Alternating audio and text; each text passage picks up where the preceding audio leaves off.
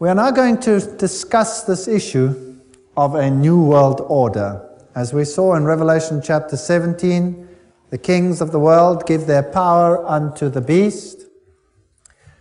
In the Keys of this Blood, Malachi Martin tells us that the greatest geopolitical giant of our age is the Pope. He says, on his trip to Poland, barely 8 months after his election, he signaled the opening of the Millennium End Game. He became the first of 3 players to enter the new geopolitical arena. He says that Pope John Paul would stride now in the arena of this endgame as something more than a geopolitical giant of his age. He was and remains the serene and confident servant of the grand design. This is Masonic signal language. Here is John Paul II with the Trilateral Commission. And here is John Paul II with B'nai B'rith, Jewish Freemasonry. This is a fascinating signal picture with him in the center controlling the most powerful think tanks in the world, because that's what the signal tells us. We saw in Revelation chapter 17 already some pictures of the powers of the world giving themselves over to the papacy. Lech Walesa being honored for his work with the host in public. The Bush-Gorbachev summit in Malta, George Bush referred to as a gateway to the millennium of freedom, and it was heralded as the building of a new world. It is a big idea, a new world order, where diverse nations are drawn together in common cause. Only the United States has both the moral standing and the means to back it up. So they want to create this new world order. Revelation chapter 13 said that the beast that comes up out of the earth would be the power that did it. Bush confirms that for us. By 1990, a peace prize went to Gorbachev for losing his country. A man of the decade he became, and the old symbols, which are Masonic symbols of the East German Empire, were removed. The communist emblem leaves. Pretoria News, August 20, 1999. Summit meeting with 63 countries about neoliberalism, and Fidel Castro gives a Masonic signal. Here he is with the papacy. All these so-called countries that are against what the establishment stands for are only against in the sense that they are playing the game of Hegelianism. Thesis, antithesis, but behind the scenes they all belong to the same club. Let's just verify that. Fidel was significantly influenced by Jesuit father Armando Lorente and Alberto de Castro. De Castro admired Fancro. Fidel was very active in a Jesuit organization similar to the Boy Scouts, the Explorers. Wherever totalitarian movement erupts, whether communist or Nazi, a Jesuit can be found in the role of advisor or leader. In Cuba, it was Castro's father Armando Lorente. So forget about the idea that Cuba was anti-pope. A Jesuit was behind the scenes. They were playing the game of thesis, antithesis. When tyrants fall in Romania and Panama and all these countries, these tyrants were put in place to create a system of fear and chaos, and then they are removed and the people are happy to give up their civil liberties. We've already seen this video here of the Pope who receives honor from Bill Clinton for his role in ending the communist empire. 2,400 of his faithful here to welcome him. He's waving to the crowd.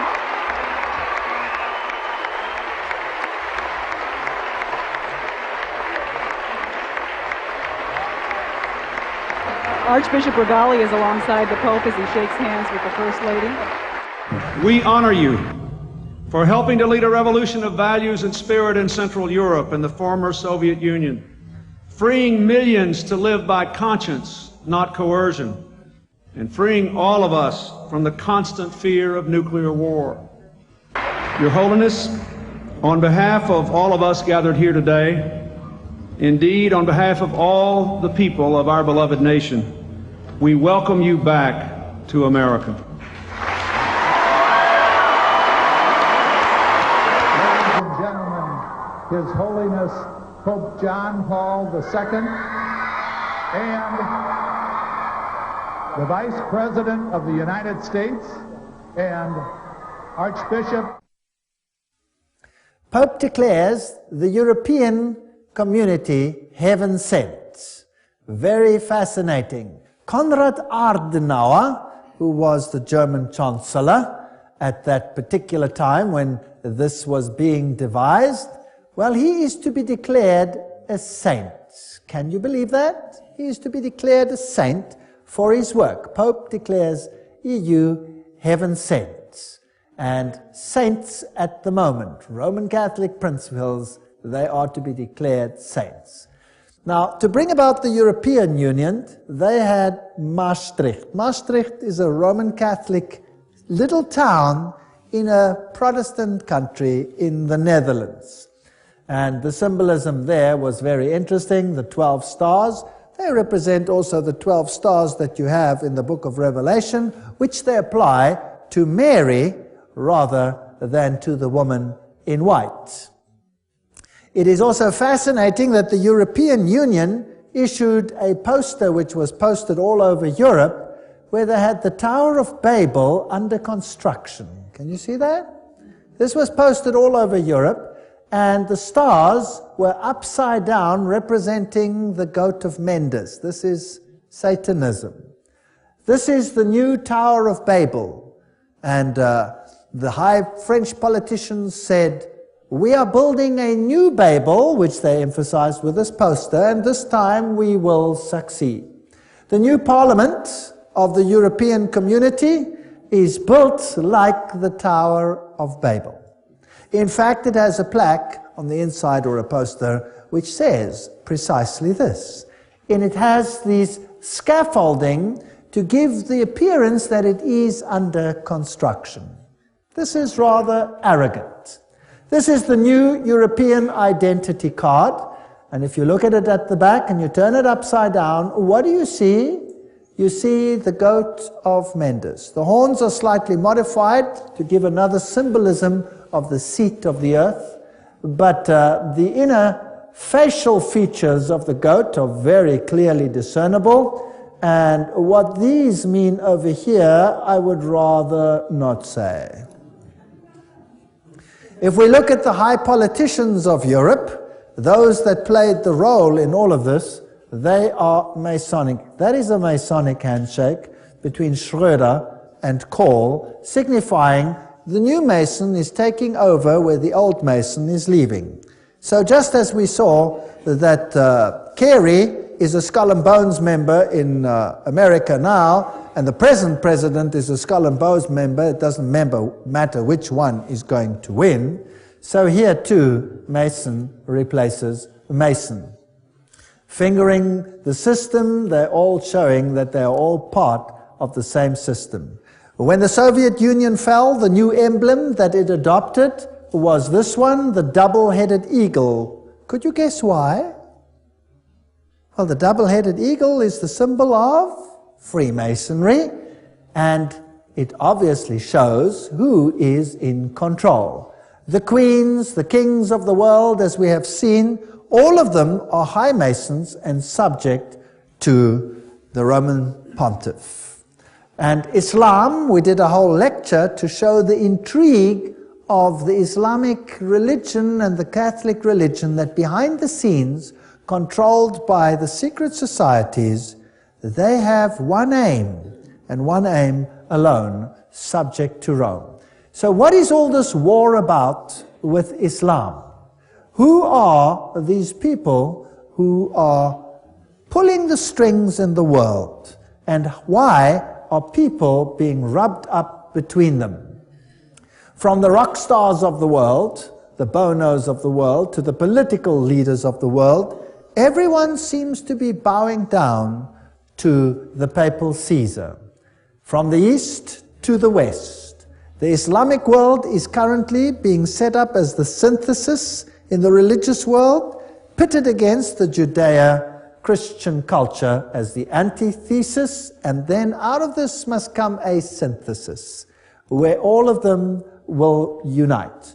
This is a website. There is the actual website underneath. And this one, I believe, fairly accurately says who's who in the zoo. Adam Weishaupt, Astor, Pike, Carnegie, DuPont, Harriman, Bertrand Russell, Ted Kennedy.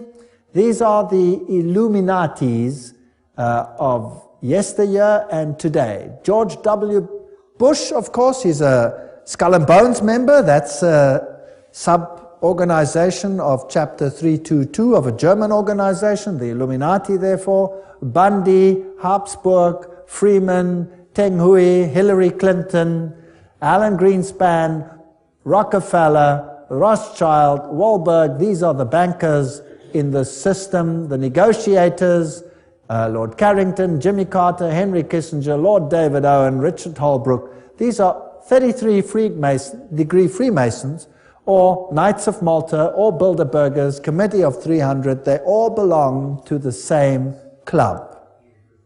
If we look at Franklin D. Roosevelt, Cecil Rhodes, Engels, all of these, Trotsky, Stalin, Marx, Hoover, all of their affiliations, Grand Orient Lodge, for example, Grand Orient Lodge, Lenin was Grand Orient Lodge, Truman 33 degree, Willy Brandt 33 degree, Winston Churchill. We've seen many of these before. Helmut Kohl, Committee of 300, Francois Mitterrand, 33 degree Freemason. He is not alive anymore. Yitzhak Rabin, Yasser Arafat, 33 degree Freemason. These are fascinating details. Shimon Peres, Ronald Reagan, George Bush, Gerald Ford. I showed you Gerald Ford's signature where he signed for himself that he was a 33 degree Freemason. There it is. I photographed it in the lodge. And the Carters and these great political people in the world, the Schröders, the Netanyahus, the Gorbachevs, there is Saddam Hussein listed as a 33 degree Freemason. Now, that is somewhat strange, wouldn't you say?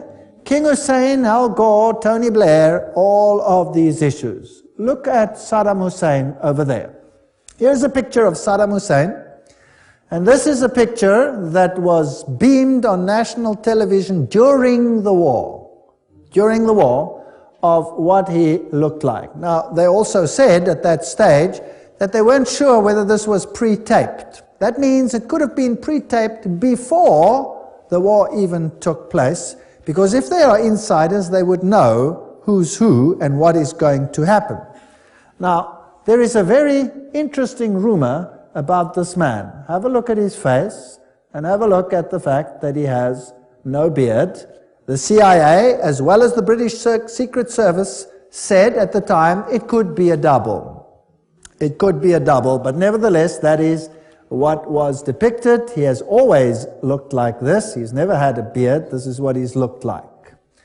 Operation Iraqi Freedom, Saddam's double trouble. Opposition leader claims Hussein died of cancer in 1999. This was posted March 26, 2003. Muslim al-Assadi, a doctor living in exile in Iran, said he believes the real Saddam died in 1999 from cancer. The real Saddam died because he had cancer of the lymph nodes, and since his death in 1999, they're just showing his doubles, he told the Italian newspaper. That's a fascinating story. If Saddam Hussein was really dead and the others were pre-recorded stories, then who was ruling in his place? His sons, and his wife and his other children were also there. It fascinated me that the moment the war broke out and England and the United States went in there, that the wife and the children of Saddam Hussein, except the two ruling sons, were taken away and received exile where? But in Great Britain. So the country that attacks takes the family, the whole family of Saddam, and gives them political exile in Great Britain. Very strange. Now, if he was dead and they were putting doubles in front, and they were ruling really through the sons, and they showed these shot up bodies of two individuals who nobody knows who they really are. Who knows whether that is really so or whether that is not so? Despite the reference to Qaza, British intelligence thought the broadcast may have been pre-recorded. This is a fact. We are well aware that he spent many hours recently tape recording various messages. We have to do a little more analysis of what he was actually saying to see whether or not that in fact was Saddam Hussein. British Defense Minister Jeff Hoon told reporters. White House spokesman Ari Fleischer said, "I think there are some doubts about whether that tape is canned or whether it's fresh and based on recent events." So both of the secret services question these issues.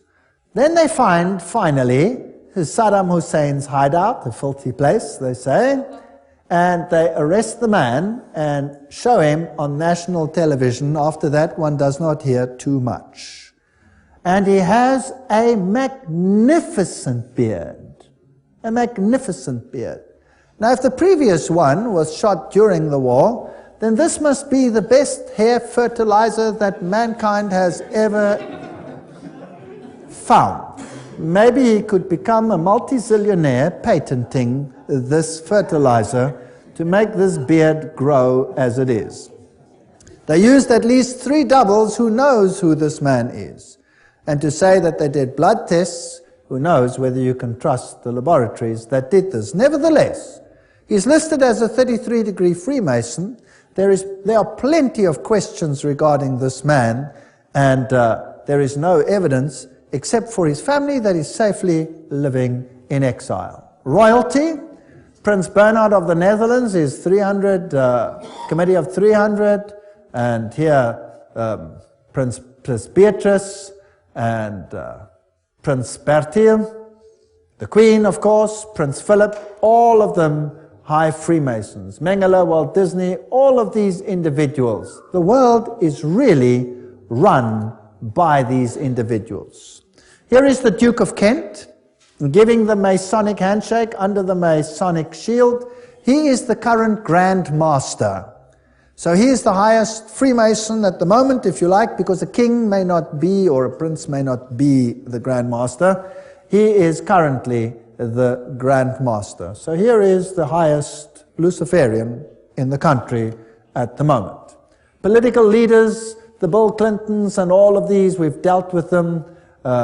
We don't have to go through all of them again, the Jesse Helms, the Goldwaters, the Al Gores, and all of these individuals. And I've put the pages up there, and there are many, many books that substantiate all of these names. So just about everybody who is important in the world, everybody who runs in the political sphere is involved in these clandestine operations. We saw in the lecture on Revelation chapter 17 and 13 how there would be a holy alliance and how the United States would eventually become the powerhouse for propagating a new world order. Gorbachev's summit in Malta, referred to as the gateway to the millennium of freedom, as you will remember, and the initiative came for this great movement into a new world order. Now, let us have a look at this video where George Bush has something to say on this issue. Where institutions of freedom have lain dormant, the United Nations can offer them new life. These institutions play a crucial role in our quest for a new world order, an order in which no nation must surrender one iota of its own sovereignty, an order characterized by the rule of law rather than the resort to force. So he says all the nations don't have to give up one iota of their sovereignty, but we want them all in a new world order. Basically, that is what he said, out of the horse's mouth. And then this terrible incident took place. And, well, there were many, many deaths. A very strange incident. But before we get to it, let's first have a look at some of the history of this issue.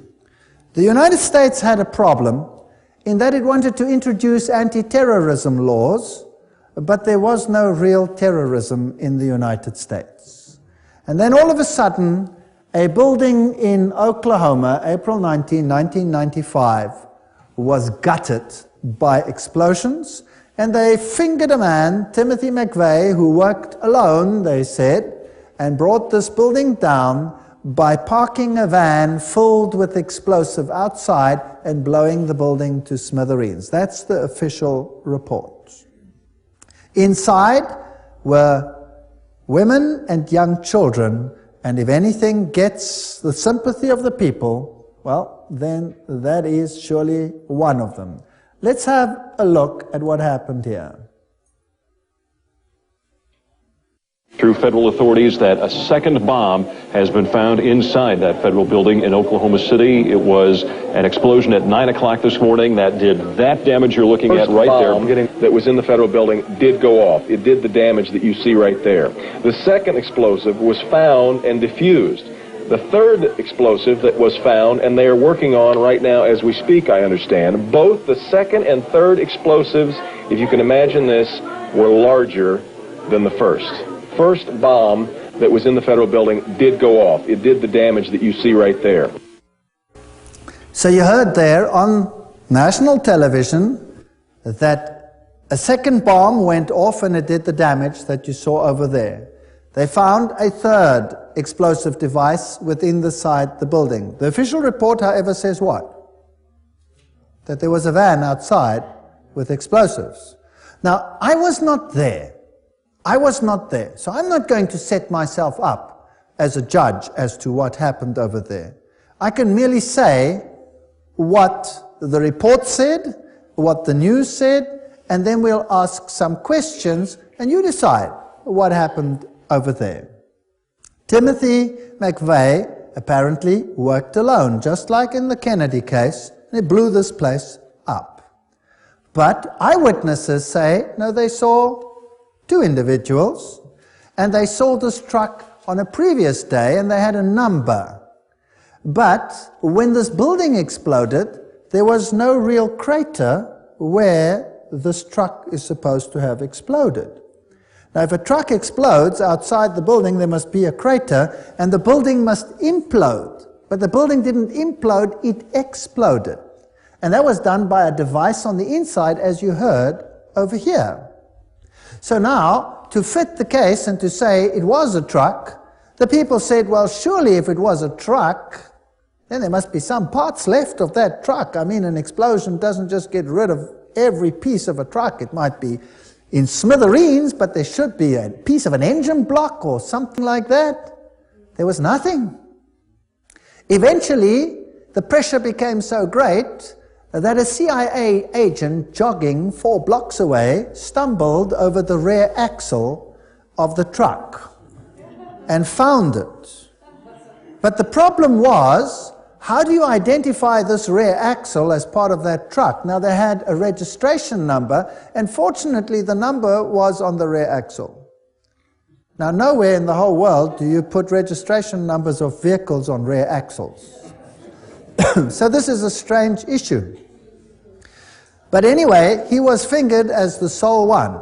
But there is so much suspicion surrounding this explosion, and then eventually a firm got the contract and they gutted that building before there was any possibility of looking into what happened at that particular event. Then came another event, the Twin Towers. Now, what happened after the first event? After the Oklahoma bombing, the United States, within just 5 days, had anti-terrorism legislation. And that anti-terrorism legislation gave powers to the President of the United States where he could suspend the Constitution. But it didn't give powers where the United States could unilaterally enter any country in the world to do as it pleased. For that, it needed a war-footing legislation, as was the case with Pearl Harbor. There needed to be an incident. Well, an incident arrived in that the Twin Towers were destroyed. President Bush speaks to the United Nations General Assembly November 10, 2001. We must speak the truth about terror. Let us never tolerate outrageous conspiracy theories concerning the attacks of September the 11th. Malicious lies that attempt to shift the blame away from the terrorists themselves, away from the guilty. Now, isn't it interesting that George Bush there said, let us not tolerate conspiracy theories that shift the blame away from the terrorists themselves. Why? Because so many people started believing that everything was not right with these particular issues. Now, let's have a look at the first hit. When this happened, the first aeroplane struck. Tim, your life is going to change, but more important, your son's life is going to change forever. America will never be the same after September 11th. We've been preparing for this kind of event for nearly a decade. We've had presidential directives. It's a project called Homeland Defense. We are, as we have been saying this morning, in a... So what we have footage of the very first aeroplane striking that building. That means there was an opportunity to record that. Very quickly, the following happened. Even as the leaders of the Taliban deny any role in this, an Arab journalist based in London is quoted today to the Associated Press as saying that followers of Osama bin Laden warned 3 weeks ago they were going to carry out this sort of an attack. The chief of safety of the fire department of New York City told me he received word of the possibility of a secondary device, that is another bomb going off. He tried to get his men out as quickly as he could, but he said that there was another explosion which took place. And according to his theory, he thinks that there were actually devices that were planted in the building. 45 minutes into the taping that we were doing, there was an explosion. It was way up where the fire was, and the whole building at that point bellied out in flames, and everybody ran. I was about 5 blocks away when I heard explosions, 3 thuds, and turned around to see the building we just got out of, antenna tip over and fall in on itself. And then all of a sudden it started like it sounded like gunfire, you know, bang, bang, bang, bang, bang, and then all of a sudden 3 big explosions. All right, so the eyewitnesses said that they heard secondary devices, bang, bang, bang, bang, and a series of explosions, and then these buildings came down. Demolition experts said that this is exactly what happens in a controlled demolition. You see, when an aeroplane strikes, there was a huge fireball, and the fireball is the burning of all the fuel on board the aeroplane. So there was nothing left there to explode. What was responsible for the secondary explosions? If we look at the setup, you will see there are the Twin Towers, and there are buildings all around, and these buildings were either slightly damaged or not seriously damaged. And then there is a road, and there's another building over there called building number 7, and that building came down sometime afterwards, although nothing hit it. And not much was ever said about that. What caused building number 7 to implode? Let's watch it. Okay, now watch 8 close. hours after the first plane crash, a third building at the World Trade Center collapses. This one, the number 7 World Trade Center building. This is a look at the flying debris from the number 7 tower. You're going to see that watch the explosion almost coming down coming the this street way. toward the camera. Number 7 tower at the World Trade Center. The CIA would have been in there normally, but they had, of course, abandoned the building when the event of catastrophe occurred. So who would have been in that building? The CIA would have been in that building, but they had evacuated the building. And 8 hours afterwards, the building comes down in a controlled, it seems, implosion. Now, nothing hit that building, and these are very strange questions that we have to consider. After this event, there was a Canadian response. And there was a great resolution passed at the United Nations last night that might bring about a new order in the world that would be better for all of us. All of this was brought upon us in a single day, and night fell on a different world, a world where freedom itself is under attack. So the Canadian response was this could bring about a new order in the world as it was decided at the United Nations after a meeting. Gary Hart, what did he have to say? There is a chance for the President of the United States to use this disaster to carry out what his father, a phrase his father used, I think, only once, and hasn't been used since, and that is a new world order. Jim, your life is going to change, but more important, your son's life is going to change forever. America will never be the same after September 11th. We've been preparing for this kind of event for nearly a decade. We've had presidential directives. It's a project called Homeland Defense. We are, as we have been saying this morning, in a state of war. Even as the leaders of the Taliban deny any role in this, an Arab journalist based in London is quoted today to the Associated Press as saying that followers of Osama bin Laden warned 3 weeks ago they were going to carry out this sort of an attack. The chief of safety of the fire department of New York City told me he received word of the possibility of a secondary device, that is another bomb going off. He tried to get his men out as quickly as he could, but he said that there was another explosion which... All right, that's enough. We've seen the buildings coming down. We've heard that while these things were still happening, the American government had fingered the culprits. A bunch of terrorists, naming their names, about 25 of them altogether, and the whole plot had been resolved by the end of the events that unfolded that day. An amazing piece of detective work after the event, while it was even happening. Now, again, let me say, I was not there.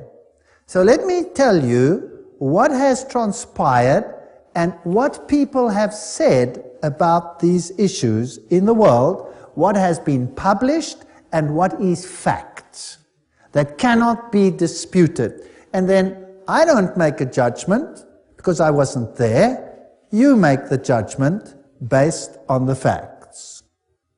This is the story. They say the terrorists were of Arab extraction, and they mentioned the names of the passengers on these aeroplanes, which were United Airlines aeroplanes. And the mastermind behind the scene is a man by the name of Atta, who is fingered as the one who received instruction on how to fly an aeroplane. Well, when they released the names, immediately there was a hue and cry from the Arab countries because 5 of the terrorists, supposed terrorists, mentioned that they were very much alive and well and couldn't have been on the plane. Right? Very important. They were alive and well and couldn't have been on the plane. How did they know that Atta was the mastermind? You see, on his way to the airport, he had just happened to leave his documents in the taxi that was transporting him. So they had his documentation. Which terrorist would leave his documentation behind? That is the one question. The next point that is very interesting is that they have evidence that he was the man because he wrote a suicide note. This is all fact. This is all published fact, what I'm saying now. I'm not making this up. This is all referenced. This is a fact. You decide the rest for yourself. Now, he wrote a suicide note. And this suicide note, he then placed within his suitcase. And then he handed in the suitcase, as we normally do when we go onto the aeroplane. Now, which person would write a suicide note that was going to be destroyed in an aeroplane clash? Does that make any sense? So the fact of the matter is they have a suicide note. But now the question is, if he handed in his suitcase, to be put on top inside the plane, how come they have the suicide note? Well, just by chance, this is the one suitcase they forgot to put on the plane. And that is how they have his note. How do they know there were Arab terrorists in there? Because a passport. Nothing else survived that plane crash, but a passport fell out, and it happened to be a burnt-out passport, which still could identify one of the terrorists. This is very circumstantial.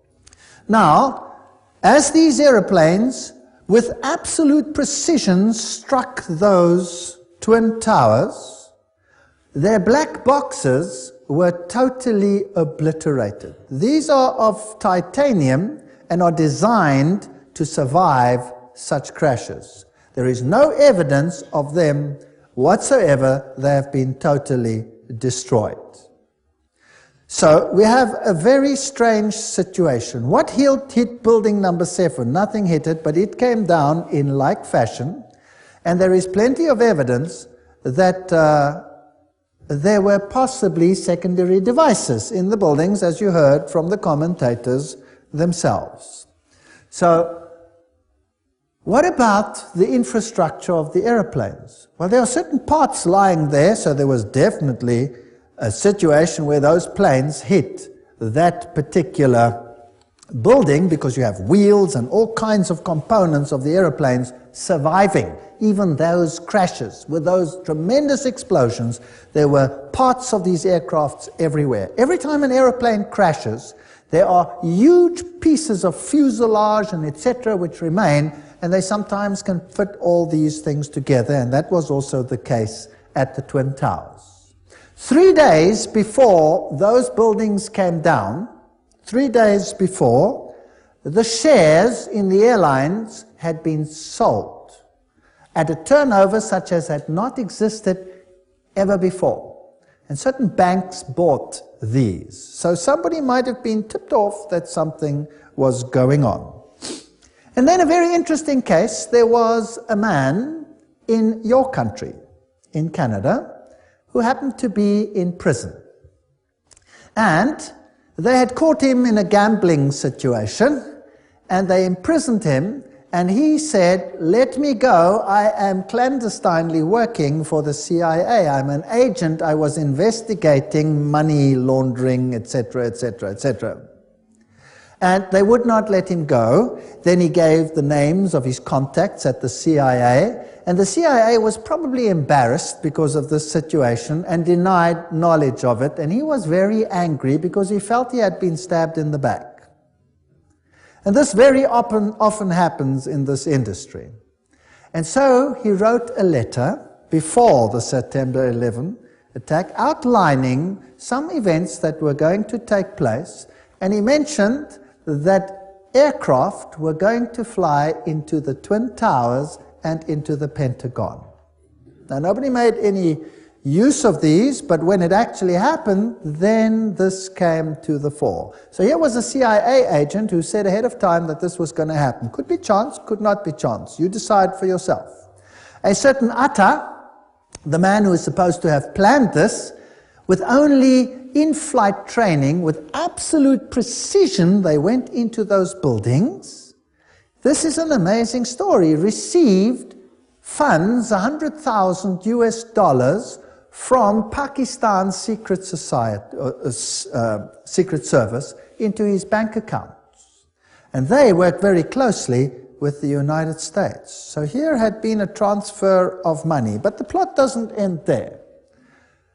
Das Böse sitzt im Pentagon. Facts. The evil sits in the Pentagon. Now, who is this man that wrote this? This is the political scientist Thierry Meyssan from France. And he has some very interesting to say.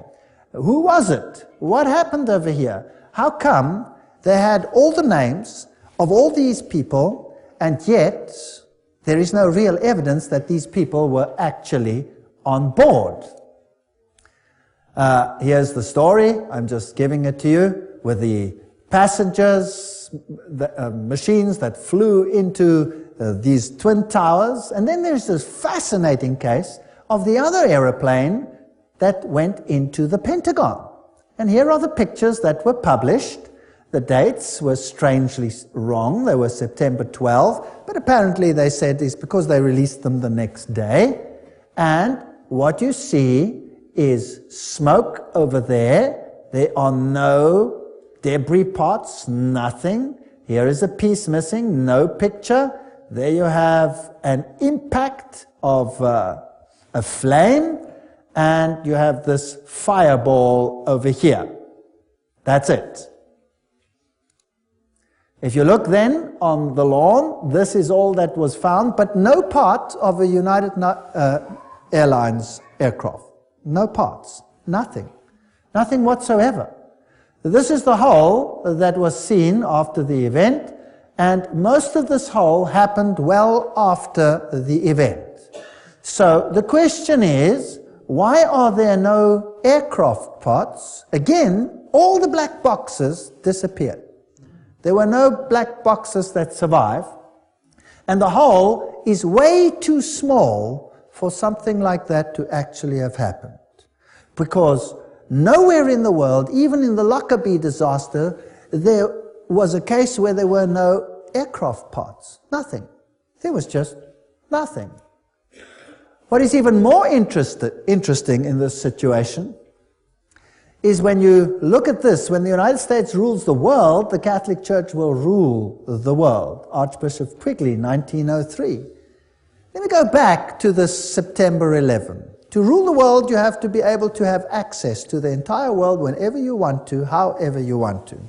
Now, this aeroplane that struck the Pentagon, and the other one that fell by chance, did you know about that? The other one that fell, and apparently there were terrorists on board that were overcome by loyal citizens. The interesting part is that that aeroplane struck the ground and never struck any building. It came down. And as it came down, there was a hole in the ground. And the mayor and the first people of that area ran to the place, and here was a hole in the ground, but no aircraft debris. None. None whatsoever. Not the slightest piece. Nothing. So the whole aircraft disappeared into a hole, which was not very large, and there was no debris, and no black boxes, and nothing. Something like this has never, ever happened ever before. But what is even more sinister is the following. Because the people that had died on the aeroplane, their descendants or their inheritors cannot claim if there is no body. But in the investigation, they identified every single human body with their blood group and body parts that were given to all the family. There were no aircraft parts. There was nothing of that nature found. No aeroplane whatsoever. And yet, they could identify everybody. Does that make any sense? It doesn't make any sense whatsoever. And there were apparently phone calls between the aircraft and the Pentagon. Such was the information that was released.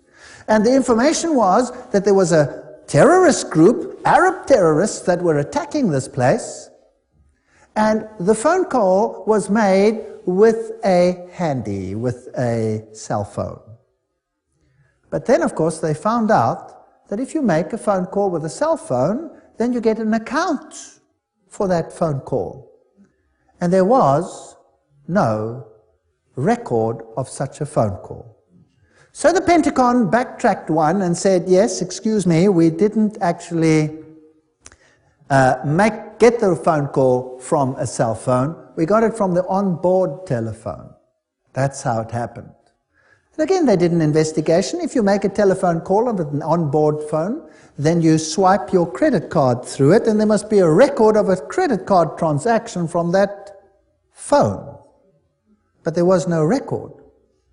So the Pentagon backtracked again and said, yes, that is true, but it was done as a collect call.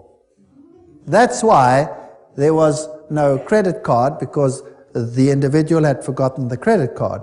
But you cannot make a collect call from an onboard telephone. And there the story died.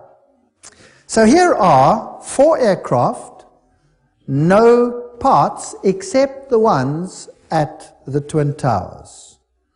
There are holes in the ground and no aircraft whatsoever, but all the pieces of the bodies with the DNA analyses. These are interesting, very interesting facts.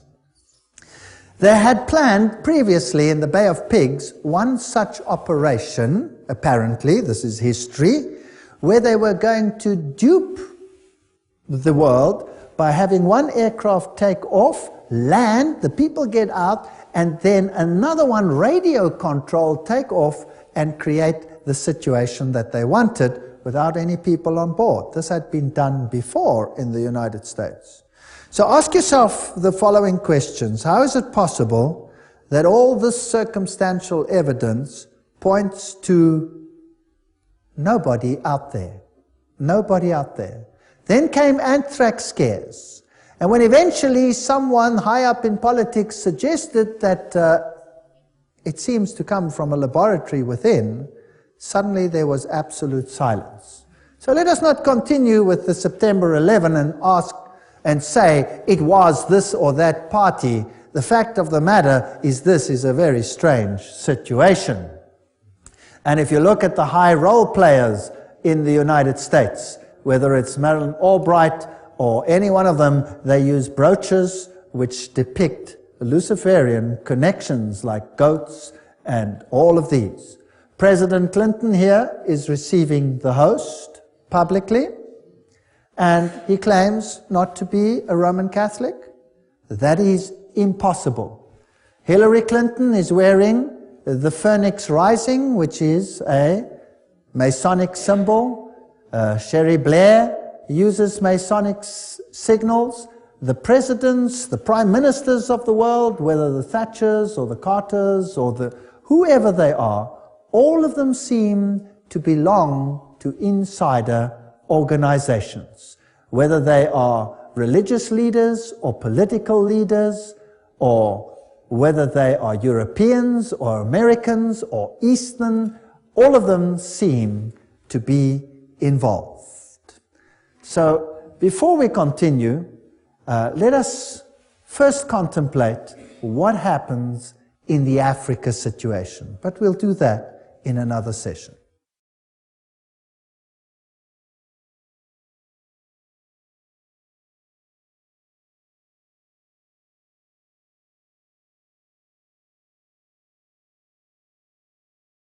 If we look at Africa and Rome, this will give us an idea of what the New World Order is going to be all about.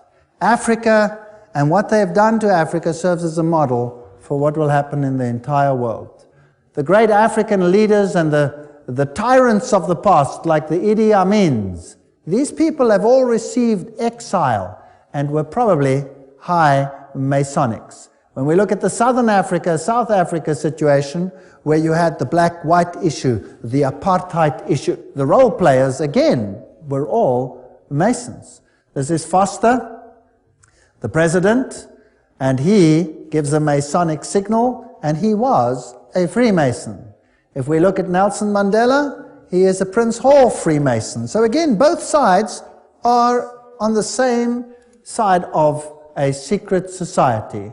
If we look at de Klerk and Nelson Mandela, we have the same situation there. Mandela is compared to Jesus Christ. They lift him up. They have a synthesis and an antithesis, and he receives the host publicly, although he declines to say that he is Roman Catholic. He says he's not Roman Catholic. Now, Roman Catholic canon law states that you cannot receive the host if you are not a Roman Catholic. So these people are really something else. Here he has a Hindu marriage with the widow of Samora Machel. Now, Samora Machel is another story, and his anti-Christian statements are historic. He also had a Jewish wedding at the same ceremony, and a Muslim, showing that all religions are one with him. The new political face is totally Masonic, and in 1992 already it was known that Mugabe of Zimbabwe was going to take the farms away from the people that lived there. This is before he started doing this. They had already said it. Mugabe is going to take white farms very soon. It was in 1992. Today, this is a fact. Der Spiegel published, Die Deutschen müssen raus, the Germans must get out, all whites must get out. Here's a cartoon of Kissinger pointing to the fact that the whites must get out of Africa. Here is the current president of South Africa, Mbeki, and Mugabe. They are hand in hand on this issue. He refuses to rebuke Mugabe for taking the farms by force. In South Africa itself, 4,000 farmers at least have died and have been killed as they have been driven off their land.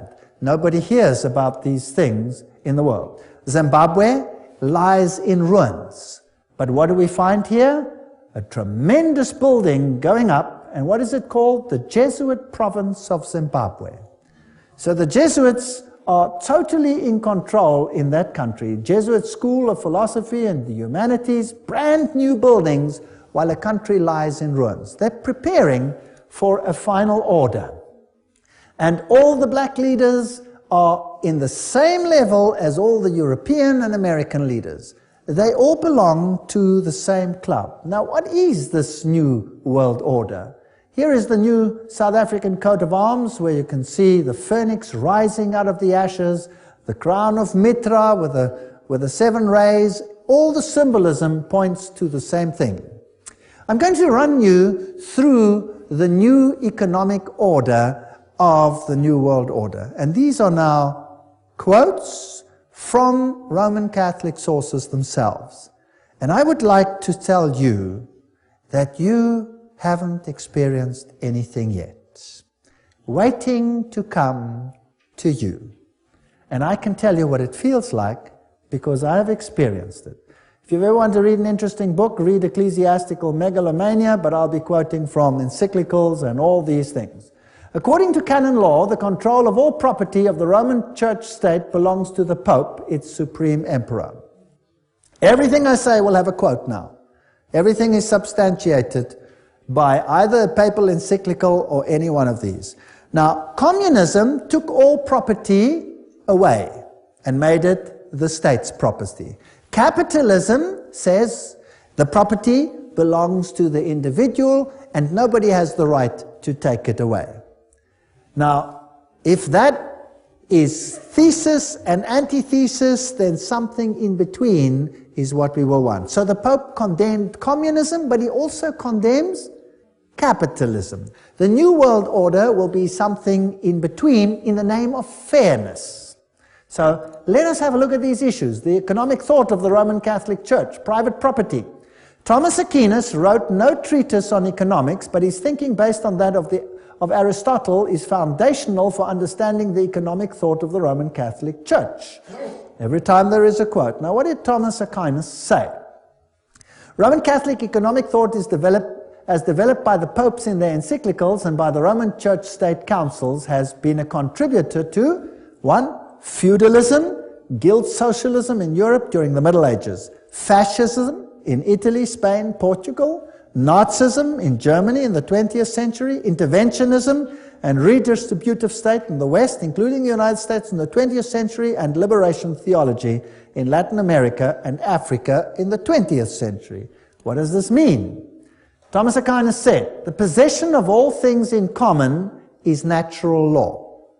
Thomas wrote, the possession of all things in common and use of universal freedom are said to be of the natural law, because to wit the distinction of possessions and slavery were not brought in by nature, but devised by human reason for the benefit of human life. Now what does all that mean? It simply means property is for common good. You may own it, but it is for common good. The community of goods, wrote Thomas, is ascribed to natural law, not that the natural law dictates that all things should be possessed in common and that nothing should be possessed as one's own. So you may possess things, yes. But because the division of possessions is not according to natural law, but rather arose from human agreement, which belongs to positive law, they talk such drivel, it's interesting, never mind. Hence, the ownership of possessions is not contrary to natural law, but an addition thereto devised by human reason.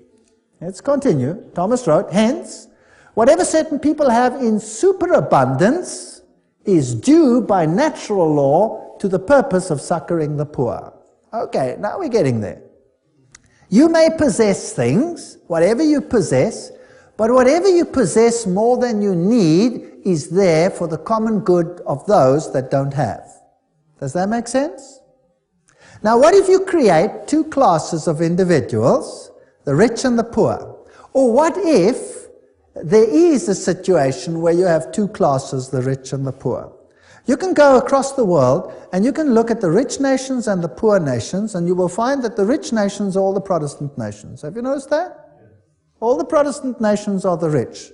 Now, what if you had a plan to disinherit them all?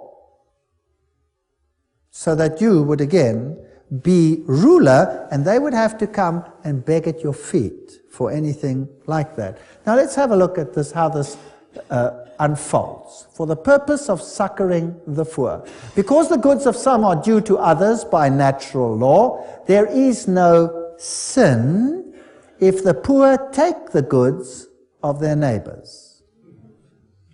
Thomas wrote, in cases of need, all things are common property, so that there would seem to be no sin in taking another's properties, for the need has made it common. Okay. Now, there's the aspect of sharing. If I see my neighbor in trouble, as a good Christian, I will help him out, right? Yes. But now we're looking at law. So if my neighbor has need, and who determines the need? He determines the need. I have need. I have a need. I have a need of a television, and I don't have one, and you have one.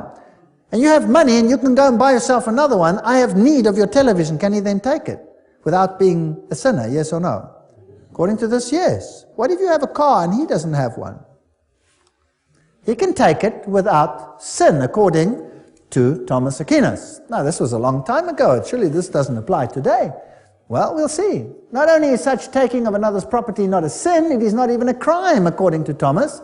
It is lawful for a man to succor his own need by means of another's property by taking it either openly or secretly, nor is this, properly speaking, theft and robbery. It is not theft, properly speaking, to take secretly and use another's property in a case of extreme need, because that which he takes for the support of his life becomes his own property by reason of that need. In a case of a like need, a man may also take secretly another's property in order to succor his neighbor in need. Oh, this gets very interesting. Now, did you know that if I leave my property unattended in South Africa and somebody moves in, I cannot throw him out? He's in because he has need. That's the law. And you think that is a South African law? No. That is a British law as well. That is a law virtually all over the country now, but it's not being implemented because the situation is not such yet that it has to be implemented everywhere. Once you start opening the borders and millions of poor people start coming in, well, then there will be great need. What did they do with need overseas? So, in South Africa, people go on holiday, they come back, their house is occupied. And they can't throw the people out. Because their property is in their name, they have to pay the bills, they have to pay the rates, they have to pay all those things, but need made it common, therefore that man can move in. Is that the situation? Yes, it is. It gets worse. The Roman Catholic doctrine of private property is echoed in the 19th century communist slogan, from each according to his ability to each according to his need. Can you see the Roman Catholic doctrine there? Human rights are more important than property rights. It was the creed of Lyndon Johnson's Great Society. We shall take from the haves and give to the have-nots who need it so much. Lyndon Johnson said that. What continent is that? It appears in the literature of fascism, Nazism, liberation theology, interventionism, and socialism. The universal destination of goods. This is John Paul II's expression of it in 1987 in an encyclical called On Social Concern. It is necessary to state once more the characteristic principle of Christian social doctrine. The goods of this world are originally meant for all. The right of private property is valid and necessary, but it does not nullify the value of this principle. Private property, in fact, is under a social mortgage, which means that it has an intrinsically social function based upon the justified precisely by the principle of universal destination of goods. Oops! What did John Paul II just say? He said that what Thomas said is what I say. You may have private property. The Roman Catholic Church is for private property. That sounds very nice.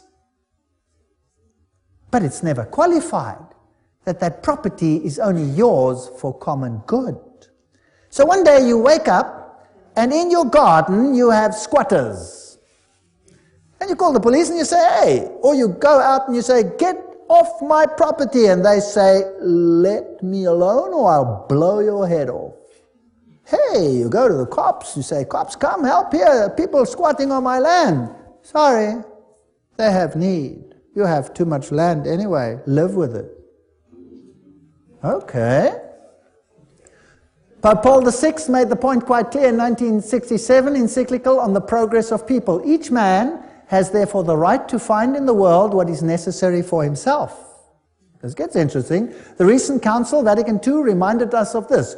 God intended the earth and all that it contains for the use of every human being and people. Thus, as all men follow justice and unite in charity, created goods should abound for them on a reasonable basis. All other rights whatsoever, including those of property and of free commerce, are to be subordinate to this principle.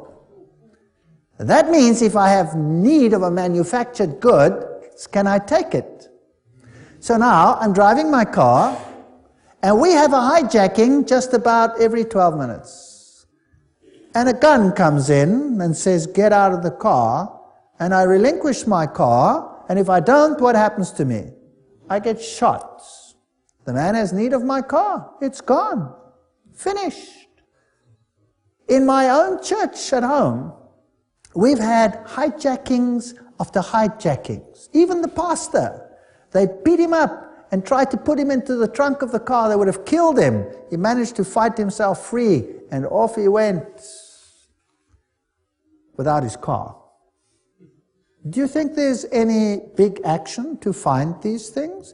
No, occasionally here and occasionally there. Do you think there's any big action when the farmers are killed and they move onto the lands? No, a little bit here and a little bit there just to keep people happy. But basically nothing is done, and the police hands are cut off. The law says that. There's nothing you can do. The other day, two cyclists were traveling along when they were hijacked by 5 gunmen demanding their bikes. So they took out, they were armed because they expect this is becoming like the Wild West, and they defended themselves, injured one, and got away. And guess what? The 2 cyclists are in jail. Yes, serving a sentence for injuring someone without need. They could have given them the bicycles. That would have solved the problem.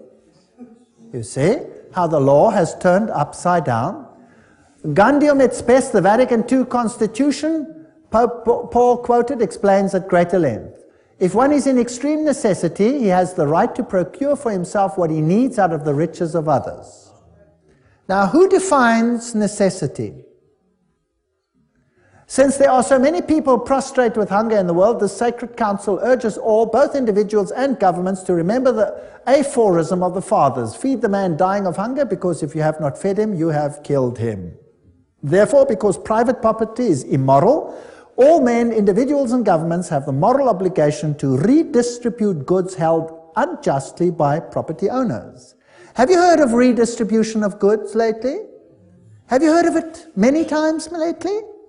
Yes, there is going to be a redistribution. All goods includes not just goods found in nature, but manufactured goods as well. John Paul II declared that all men must have access to those goods, quote, which are intended for common use, both the goods of nature and manufactured goods.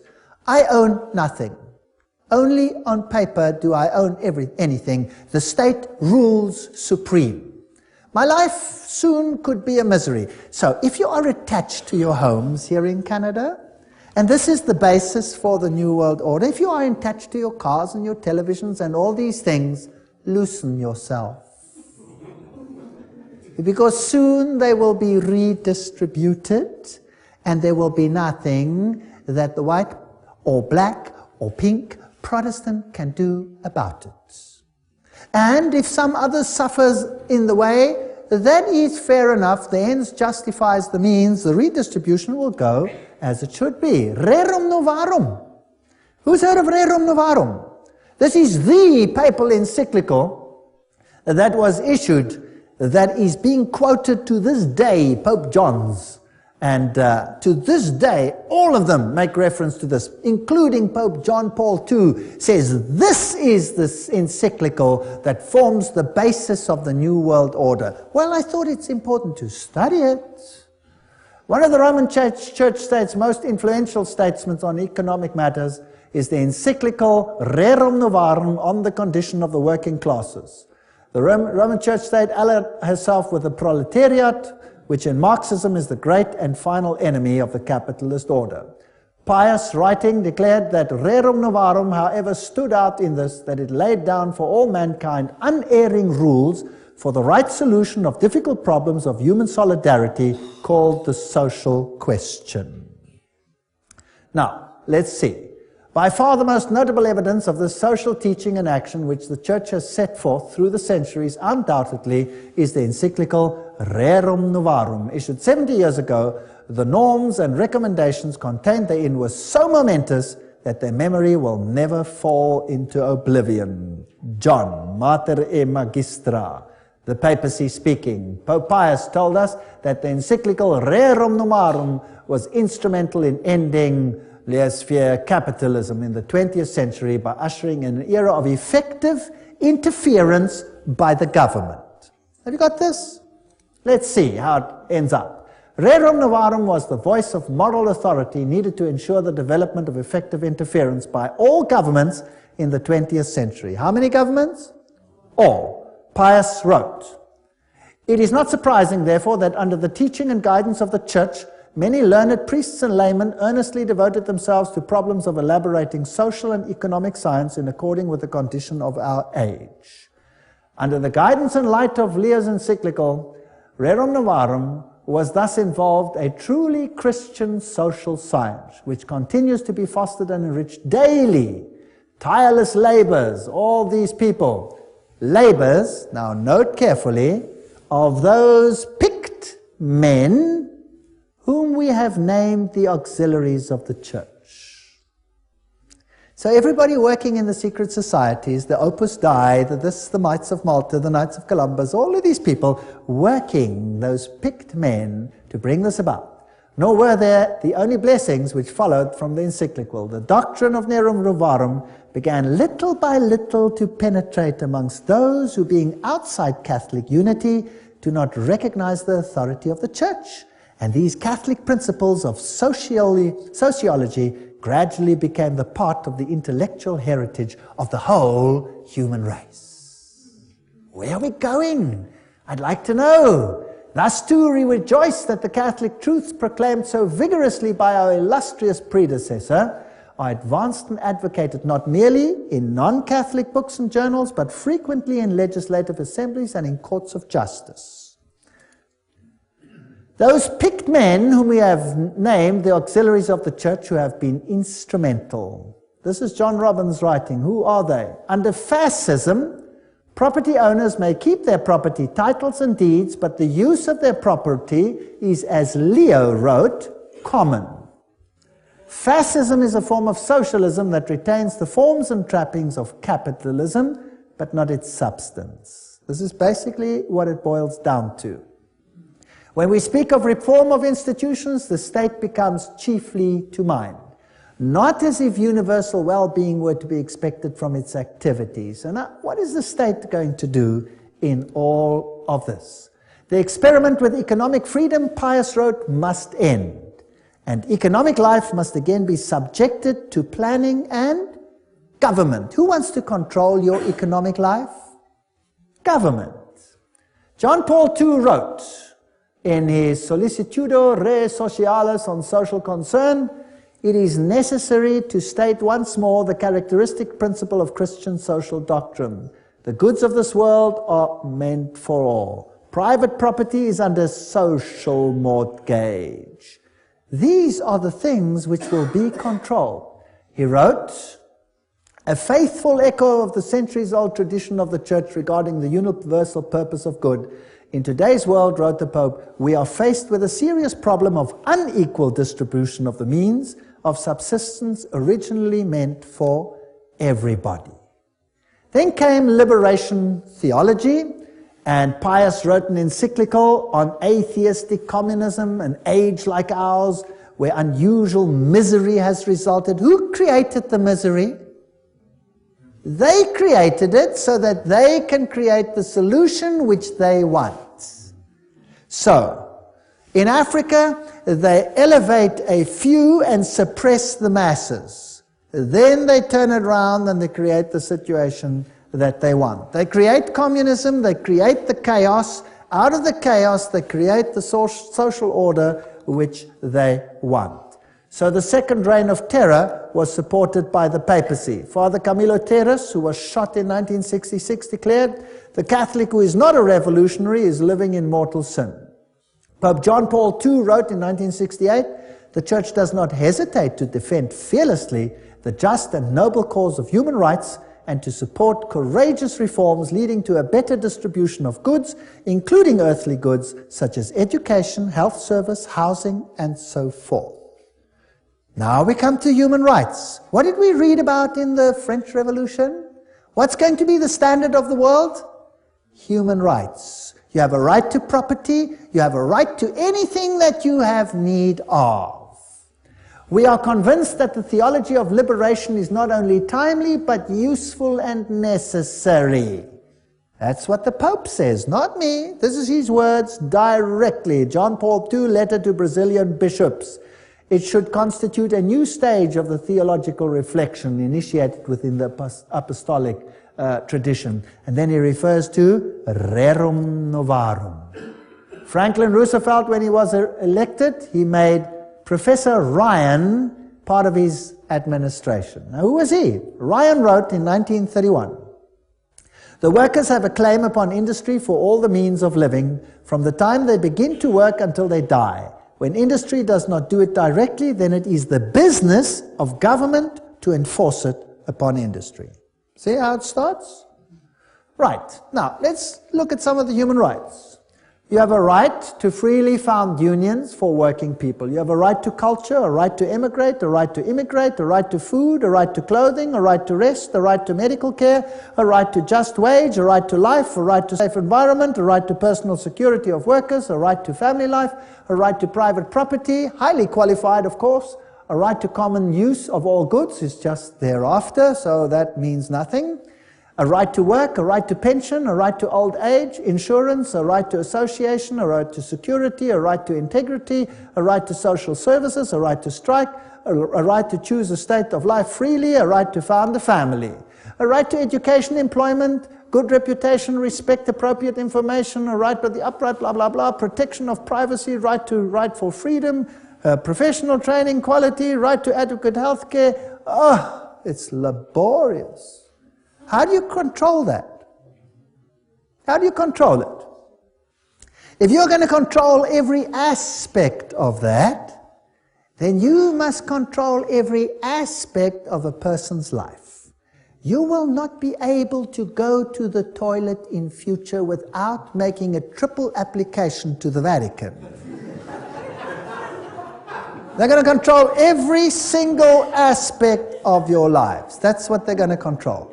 And government is going to become super huge.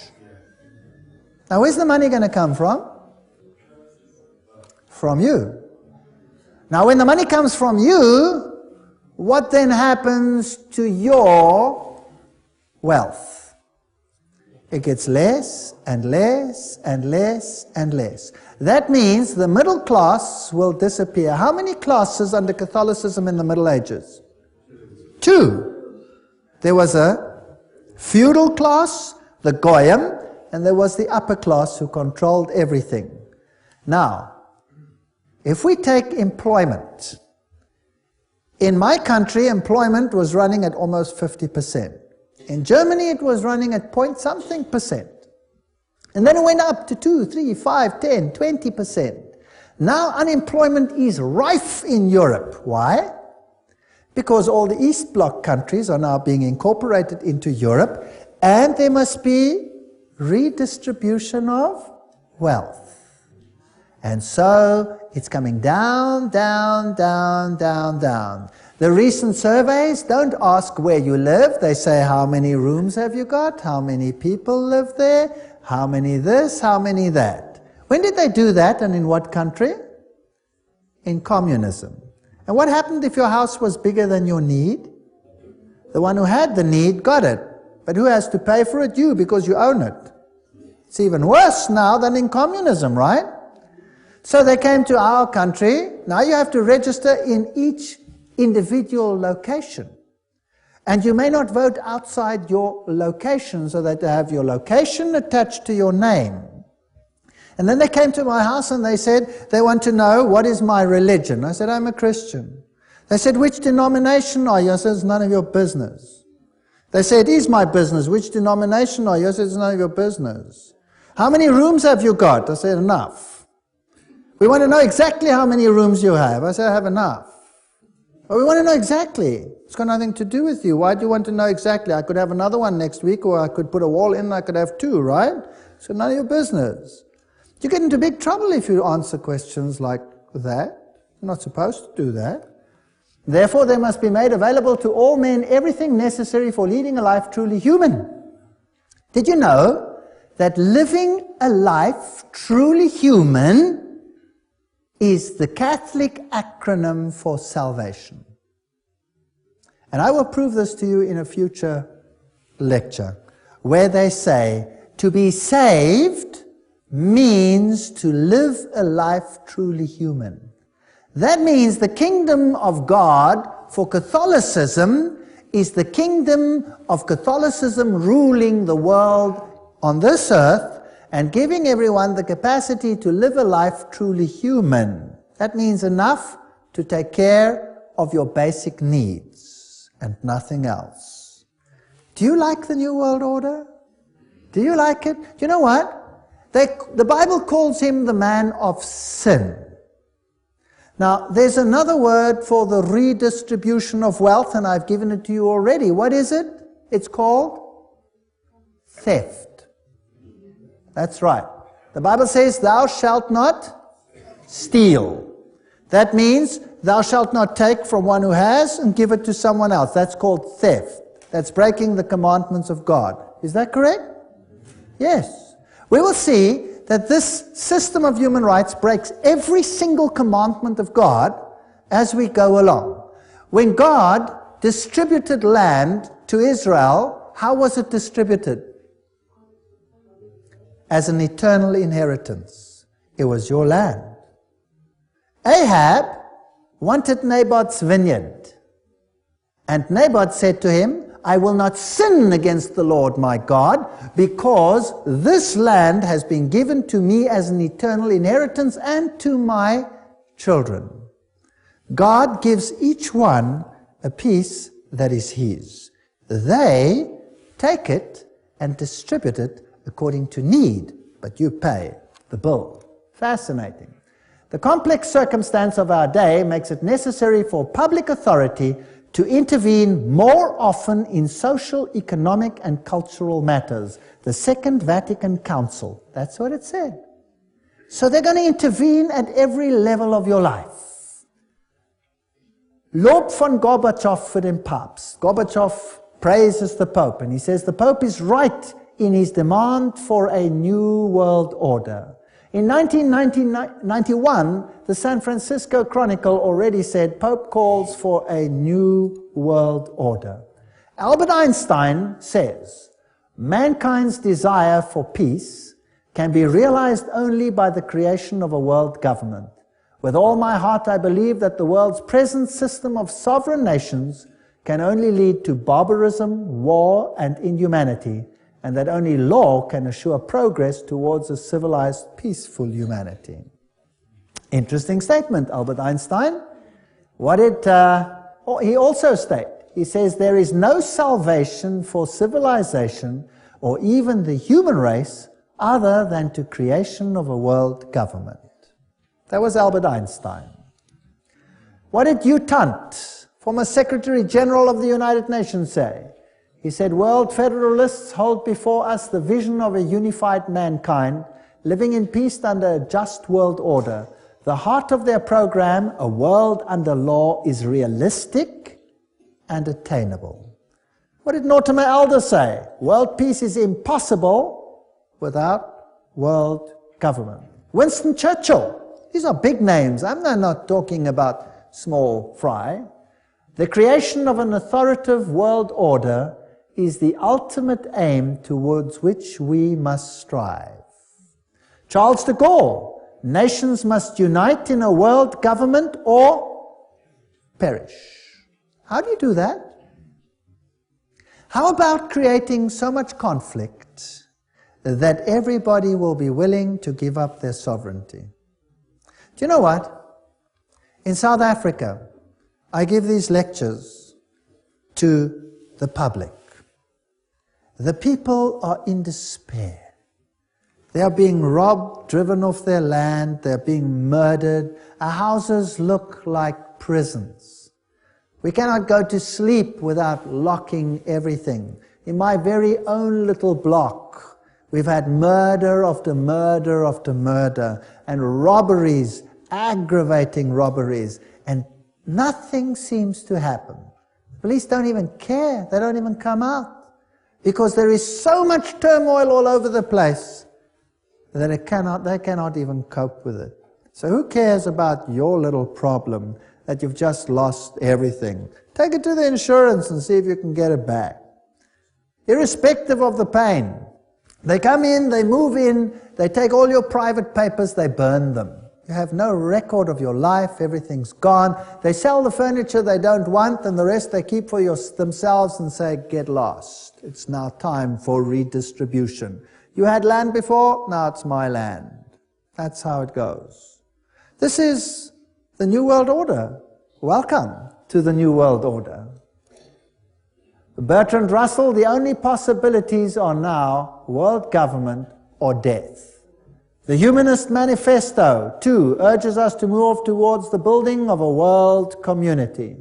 Robert Miller, former Assistant Secretary General of the United Nations, said, we must move as quickly as possible to a one-world government, a one-world religion, under a one-world leader. I wonder who that is going to be.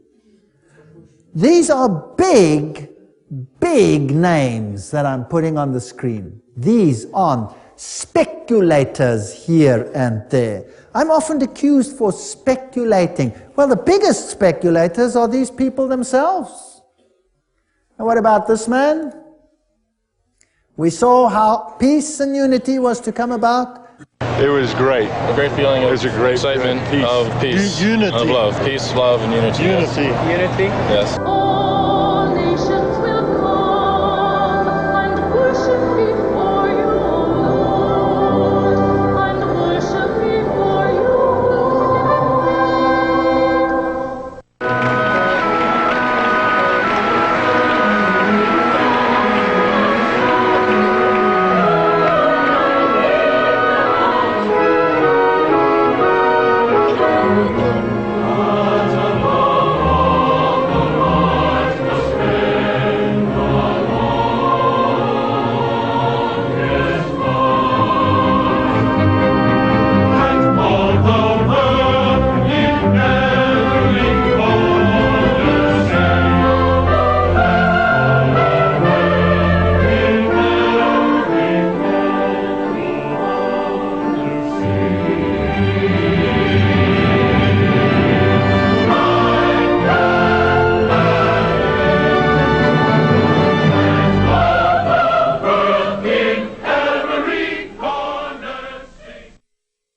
Pope calls for a new world order, CNN, Thursday, January 1, 2004.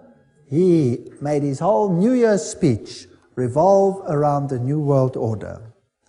I want to tell you today that the new world order is intended not just to unite the nations which God had separated, that's one aspect, but to eradicate Protestantism off the face of the earth. And particularly that form of Protestantism which refuses to bow to the papal Caesar. That form of Protestantism will have to go. And we will see that under the circumstances that will be created, these conditions are all in place right now. It is all there. And I will put it on the screen for you, so don't miss the next lectures. Now we're getting into hot territory. I'll put the quotes on the screen where they will tell you who the problem children are going to be. And don't think it's Islam.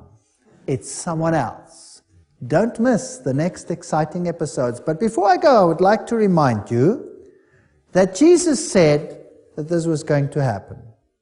And if I know, and if I understand with my whole mind and with my whole heart, that Satan, because the dragon gave him his power and great authority, is setting up his kingdom here upon this earth, then instead of becoming disillusioned, frightened, hysterical, I know that the time must be very short, isn't that right? And I know that the Lord must be coming very soon. So, as far as I'm concerned, I have distanced myself from my property.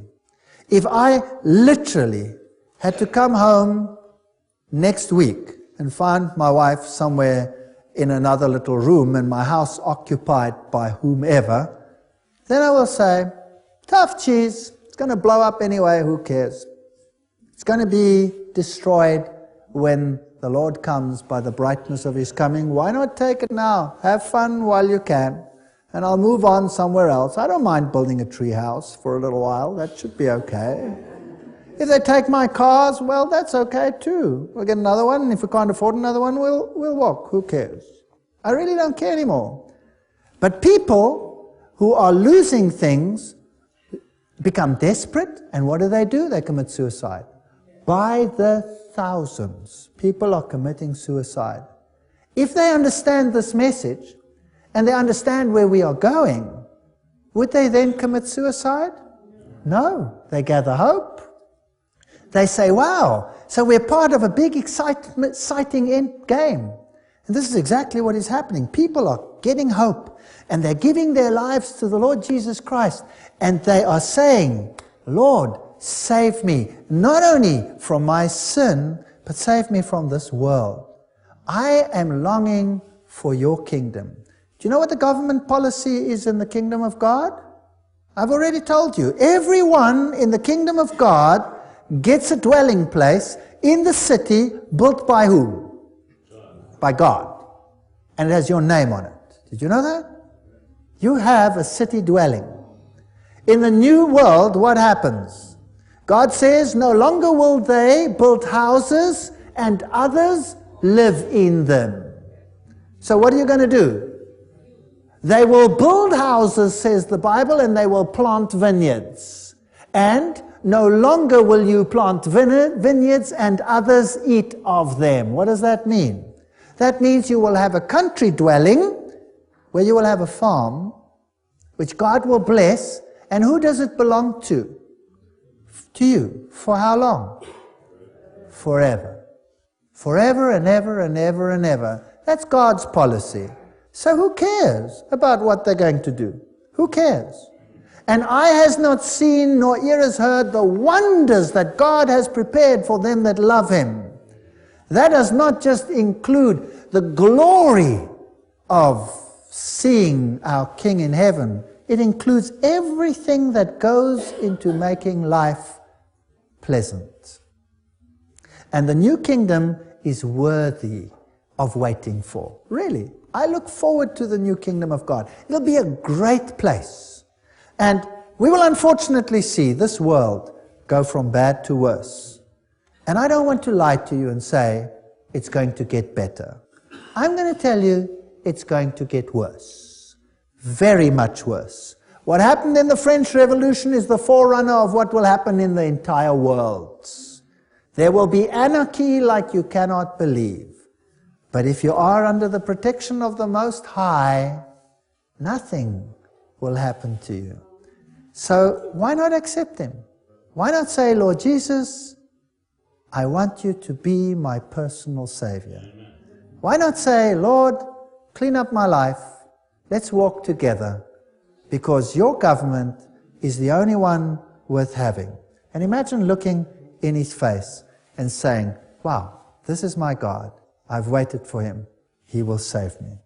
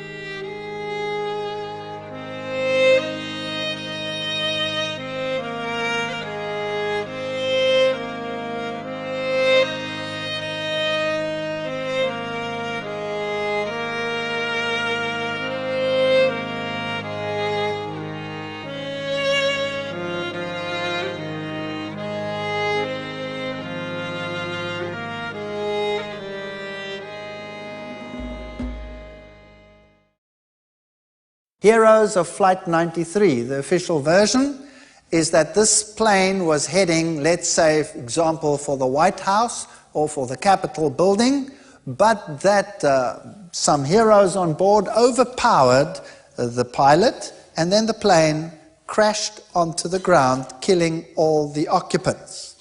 Very fascinating stuff. By the way, of all the 4 aeroplanes involved, no black box has been found. No black box. They are designed to withstand such crashes. There is not one that has remained. Now at Shanksville, what happened here? Now this we don't have in English, it's in German, so subtitles have been put underneath and you can read it in English as you go along, and we can see what happened. Here the people come, and they now interview the mayor of Shanksville, who was one of the first at the scene, as to what actually was present when they arrived. And you will find something very interesting. Ernie Stahl, der Bürgermeister der nahegelegenen Gemeinde Shanksville, erinnert sich. Well, yeah. Ja, mein Schwager und ein guter Freund von mir waren die Ersten hier. Sie haben in Shanksville an einer Straßenecke gestanden und sich unterhalten. Ihr Wagen stand gleich in der Nähe und so waren sie die Ersten hier. Dann kam erst die Feuerwehr. Alle waren wie vor den Kopf gestoßen, weil sie zu einem Flugzeugabsturz gerufen wurden. Aber da war kein Flugzeug. Kein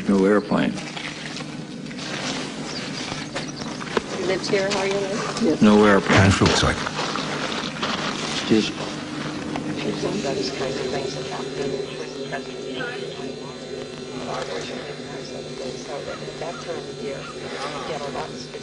Sie wurden hier zu der Unfallstelle geschickt und da war kein Flugzeug? Nein, da war nichts. Nur dieses Loch. Das ist es, was Sie sahen. Ich dachte immer, das sei die Absturzstelle. Das ist sie. Aber da ist nichts zu sehen. Das Flugzeug hat sich total zerlegt. Puff. Es krachte auf den Boden und löste sich auf. Vollkommen. Sage. Flugzeugtrümmer? Nicht. Stolz präsentiert die Fotografin ihr Werk genau an der Stelle, von der aus sie das Bild geknipst hat. Eine pilzförmige Rauchsäule, wie sie auch von anderen Augenzeugen beobachtet wurde. Das ist das, was wir gesehen haben. Sieht fast aus wie ein Pilz. Afghanistan. Nach einem Bombeneinschlag bildet sich genau die gleiche pilzförmige Rauchsäule wie in Shanksville.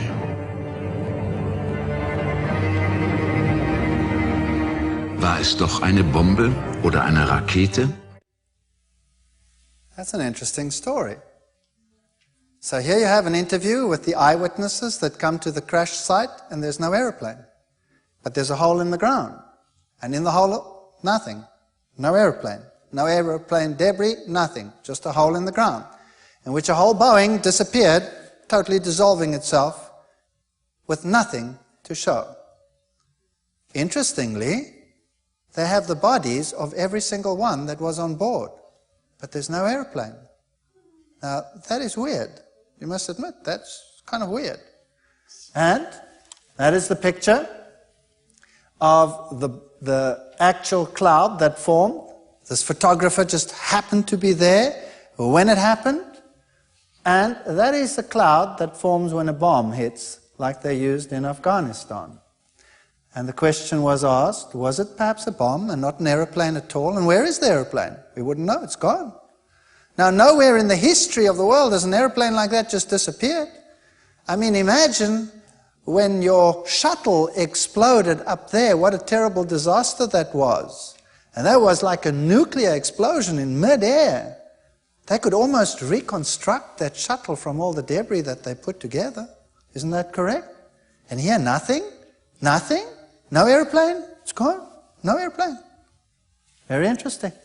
Let's go and look at what happened at the Pentagon. Amongst reports circulating is the report that there was an explosion in the Pentagon.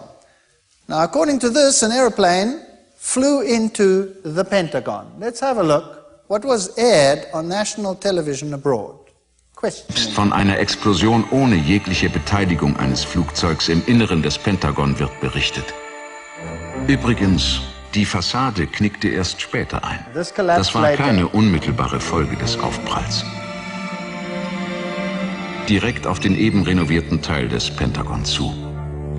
Nachdem das Flugzeug auf den ersten Gebäudering aufprallte, durchschlug es noch 2 weitere Ringe, um am Ende dieses 1,80 Meter große Loch zu hinterlassen. Wie schon bei dem Absturz in Shanksville löste sich auch hier das Flugzeug in Luft auf, beziehungsweise pulverisiert.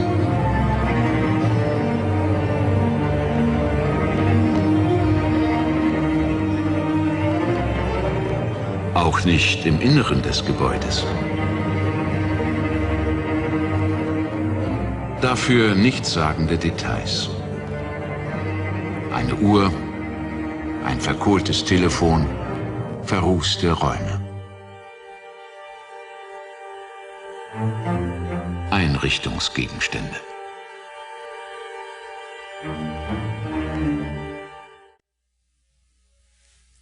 Well, there you have it. That's the second one. Here comes an airplane, crashes into the Pentagon, goes through a hole, leaves a hole 1.8 meters wide. A whole airplane leaves a hole 1.8 meters wide. The rest of it collapsed later inside the building. No airplane debris. It's completely dissolved, gone. But there are clocks and there are telephones and furniture. They seem to have survived. Nothing else. No engine block, no nothing survived. No airplane. Whereas, if you go to the World Trade Center, where everybody saw the airplanes fly in, what do you find there? This is the situation. Ganz anders die Situation am World Trade Center. Trotz der viel massiveren Zerstörung stolpert man hier förmlich über Flugzeugteile. There was no problem there. That was a massive explosion. If anything should have ripped those planes apart, it should have been there. But there's lots of debris of airplanes. But at the Pentagon, nothing. Not a thing.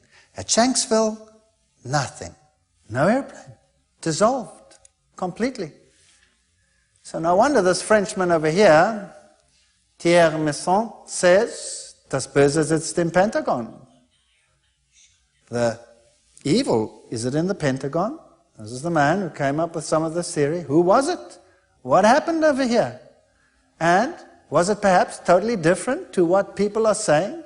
These are pictures that were released. Interesting that the date says September 12th. They say that it's because they released it the next day.